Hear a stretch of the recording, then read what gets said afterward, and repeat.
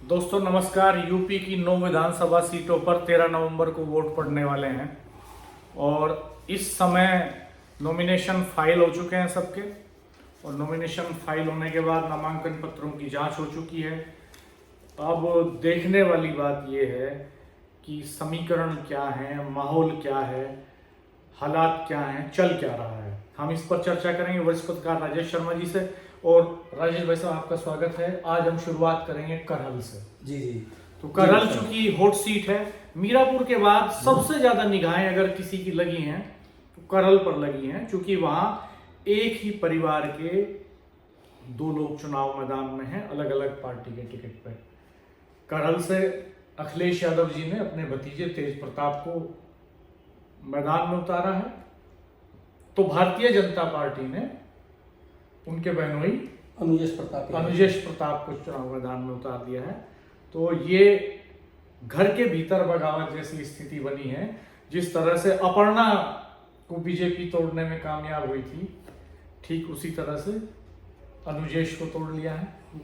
और सीन क्या चल रहा है, हमें थोड़ा फ्लैशबैक में ले जाइए पहले राजेश भाई साहब की सीट की हिस्ट्री क्या है ब्रीफ में, और फिर अभी का इक्वेशन क्या है और चल क्या रहा है, बन क्या रहा है सीन। डॉक्टर साहब, करहल की जब हम करहल की बात करते हैं तो करहल का मतलब मुलायम सिंह यादव पे आ जाता है, क्योंकि मुलायम सिंह यादव वहीं करहल में पढ़े भी हैं और वहीं करहल इंटर कॉलेज में शिक्षक भी रहे हैं और करहल से उनकी राजनीति की शुरुआत भी हुई है। बीजेपी लगातार ये सोचती है कि सेंधमाही कैसे की जाए। अभी आपने बताया अर्पणा यादव को लेकर एक परसेप्शन क्रिएट किया कि उनकी बहू को हमने तोड़ लिया, लेकिन अर्पणा यादव इतनी मजबूत नहीं है कि जो उस कैडर में घुस के कुछ वहां से पाले। हाँ, वोट बैंक नहीं ले जा सकी। नहीं ले सकती। आप बताइए, जब 2002 का चुनाव होता है तो 2002 में बीजेपी ने एक ऐसी चाल खेली, उसमें मुलायम सिंह यादव थे और चूंकि दर्शन सिंह यादव उस क्षेत्र के वो बहुत प्रभावशाली आदमी थे मुलायम सिंह तरह, तो 2001 के आसपास मुलायम सिंह और दर्शन सिंह यादव के बीच में रिश्ते खराब हो जाते हैं। जैसे बीजेपी को ये पता चला कि इन दोनों के बीच में रिश्ते सही नहीं, तो दर्शन सिंह यादव के भाई सोबरन सिंह को 2002 में बीजेपी ने प्रत्याशी बना दिया।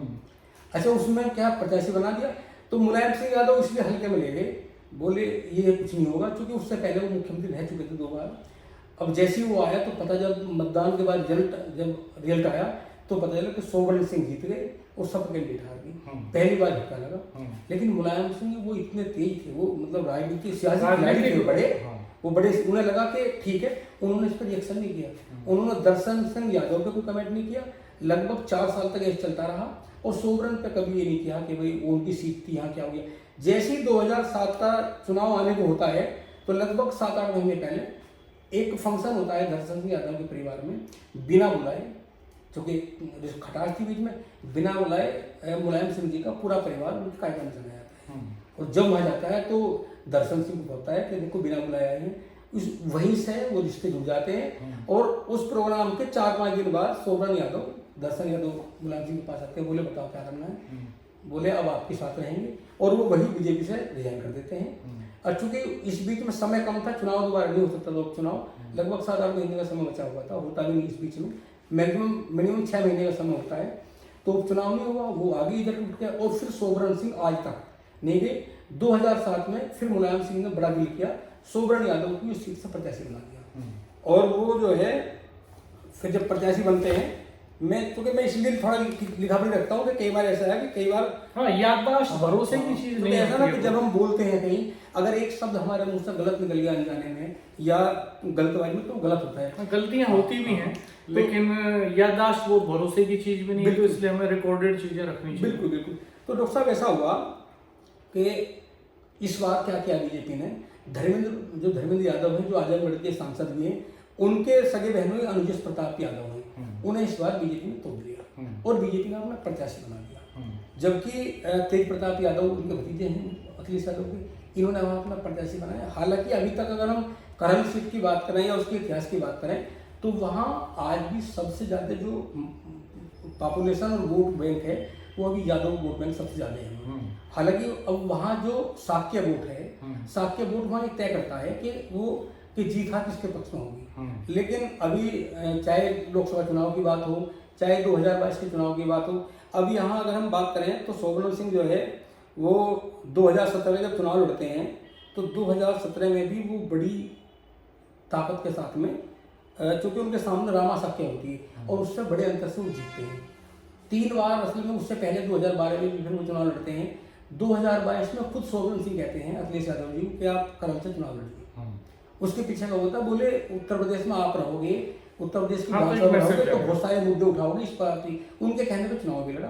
और इस बार चूंकि दर्शन लाल जी का परिवार सोवरन जी खुद चुनाव मैदान में है और चुनाव पर उतरे हुए हैं। मैं एक बार ये बताऊं दर्शकों कि वहाँ चूंकि बीएसपी ने वहाँ अवनीश साक्य को प्रत्याशी बनाया है, और बीएसपी ने अगर अवनीश साक्य को प्रत्याशी बनाया है तो अवनीश साक्य और दलित वोट वो एक साथ आ सकते हैं। लेकिन हमें लग रहा है कि अगर साक्य से कोई उम्मीदवार ना होता तो फिर ज़्यादा नुकसान सपा को होता। तो अभी वहाँ चुनाव बहुत कांटे का है, जैसा हर बार होता है। हालांकि 2000 अगर हम 17 की बात करें डॉक्टर साहब, तो 2017 में जीत हार का ज़्यादा अंतर नहीं था। 2017 में मतलब सोवरन सिंह को 1,04,000 वोट मिले थे, जबकि जो रामा साक्यों के सामने थे उन्हें 65,000 वोट मिले थे। और अगर मैं 2012 की बात करूँ डॉक्टर साहब, तो 2012 में सोवरन सिंह यादव को 92,536 वोट मिले थे, और जो उनके प्रतिद्वंदी जयवीर सिंह थे, ठाकुर जयवीर सिंह जो आज मंत्री भी हैं, इन्हें वहाँ उस समय 61,000 वोट मिले थे। हालांकि जीत का अंतर उस समय बहुत था। जब अखिलेश यादव चुनाव लड़ते हैं तो उनकी वोट का अंतर भी लगभग 90,000 का होता है। सेकंड नंबर पे बघेल साहब जो मंत्री हैं, जो सांसद मंत्री थे एसपी, वो चुनाव लड़ते थे 2022 में, तो इन्हें 80,000 वोट मिली थी, जबकि अखिलेश यादव को 1,80,000 वोट मिली, तो डबल का अंतर था। तो अगर हम पुराना इतिहास देखें करल का, तो डॉक्टर साहब करल में सपा बहुत प्रभावशाली है। पर चुनाव जो ऐसा है, चुनाव में कहना कुछ नहीं, कहना इसलिए पहले कुछ अच्छा नहीं लगता, क्योंकि चुनाव रेत की दीवार होती है। पता नहीं किस मुद्दे पे किसके नेता के मुंह से कितनी कच्ची बात निकल जाए और वो सारा माहौल बदल जाए। कब किस मुद्दे पे इलेक्शन डाइवर्ट हो जाए, मौसम की तरह है। जैसे मौसम विज्ञान में भविष्यवाणी करता है, मौसम विभाग की अब वो एक चल दिया है पूरा, और चलने के बाद मानसून चल दिया है, और इस बीच में पता नहीं कहाँ पे ज्यादा प्रेशर वाला इलाका बन जाए और कहाँ पे कम प्रेशर वाला बन जाए, और कब बंगाल की खाड़ी से यूपी की तरफ आता हुआ मानसून कब बीच में अटक जाए, कहाँ भी जा सकता। तो ये ठीक वैसे ही है सियासत का खेल। अब अगली सीट पे सीसामऊ पे हम चर्चा करना चाहेंगे कि सीसामऊ के हालात क्या हैं।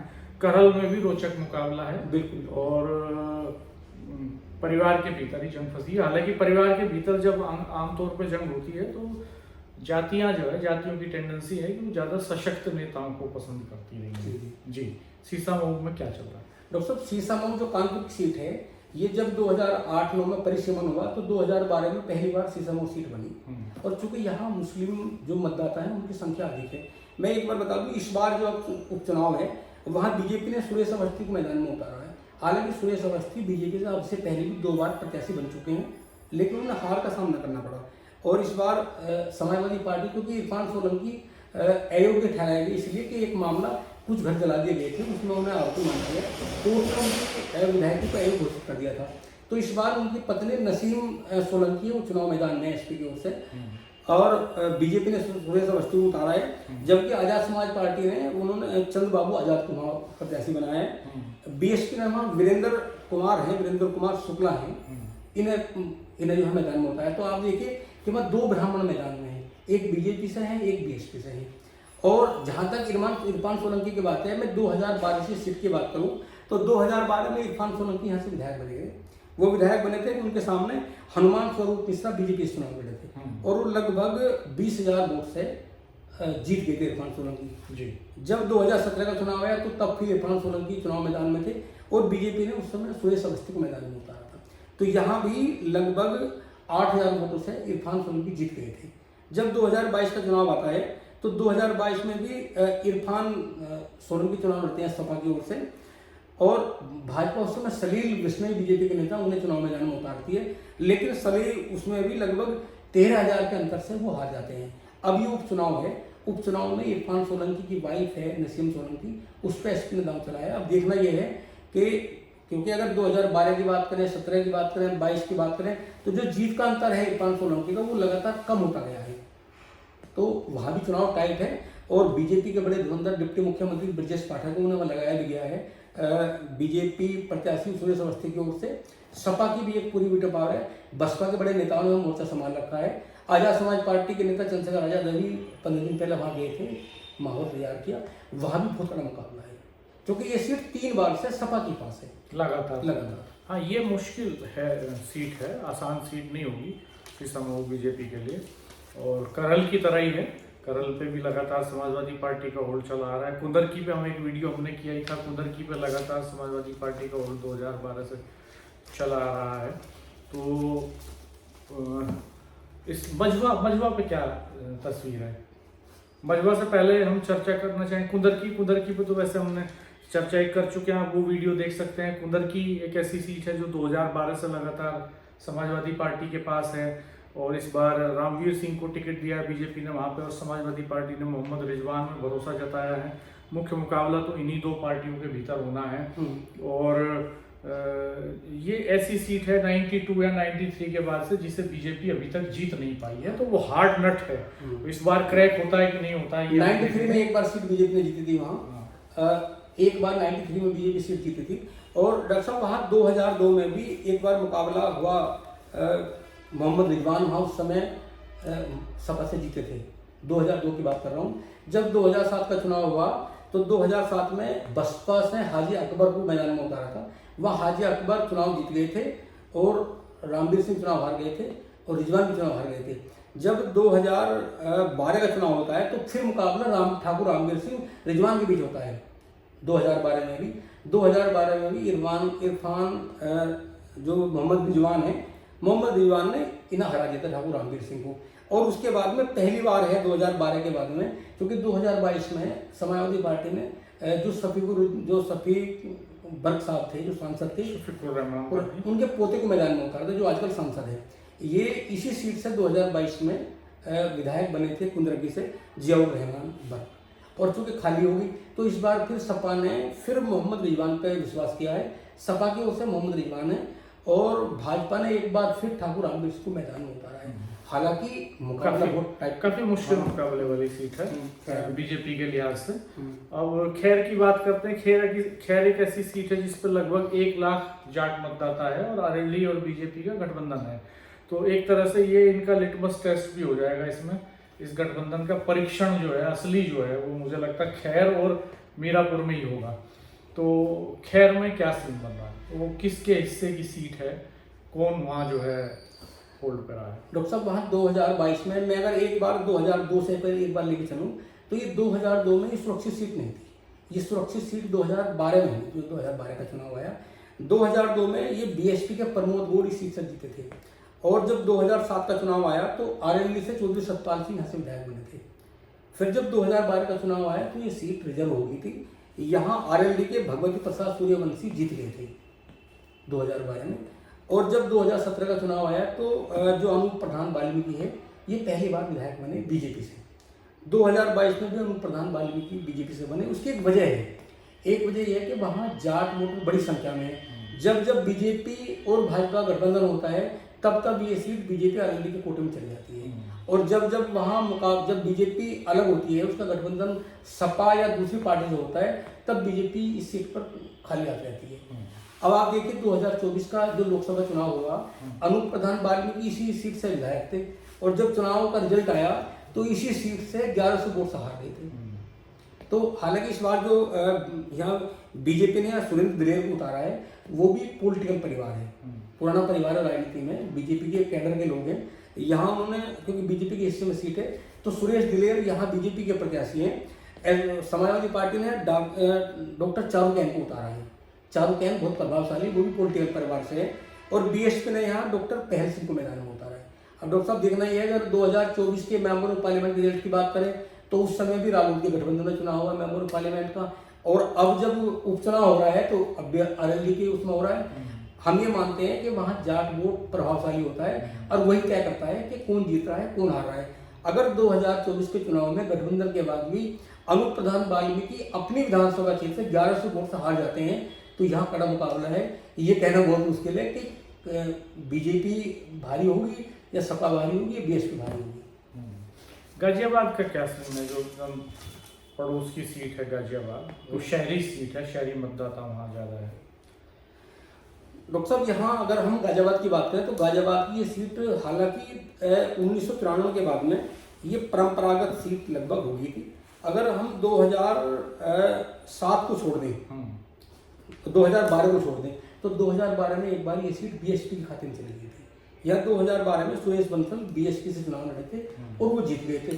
बाकी अगर हम इसके अलावा ये लंबा इतिहास है, ये मानते थे कि जैसे छपरोली अरवली की पक्की सीट है, गाजियाबाद की 2 सीट को बीजेपी की मानते हैं। हालांकि इस बार मैं अगर एक बार बात करूं, पीछे की बात करूं, मतलब मैं फ्लैशबैक की बात करूं तो 2007 में सुनील शर्मा जो आजकल मंत्री हैं, पहले ये सीट हुआ करती थी, इससे 2007 में पहली बार वो बीजेपी से विधायक हुए थे।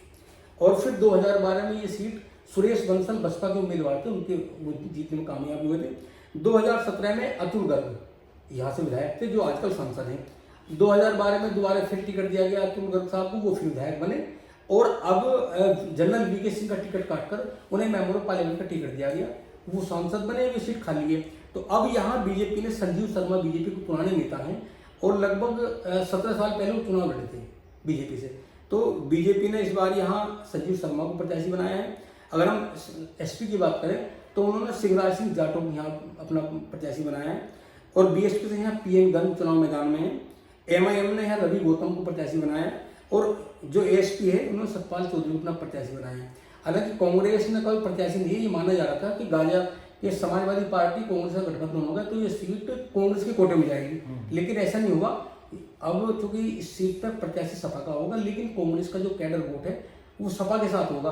तो जैसा माना गया अब तक कि ये भाजपा की परंपरागत सीट है, इसमें चूंकि जो असपा और बीएसपी के प्रत्याशी बहुत प्रभाव डालेंगे।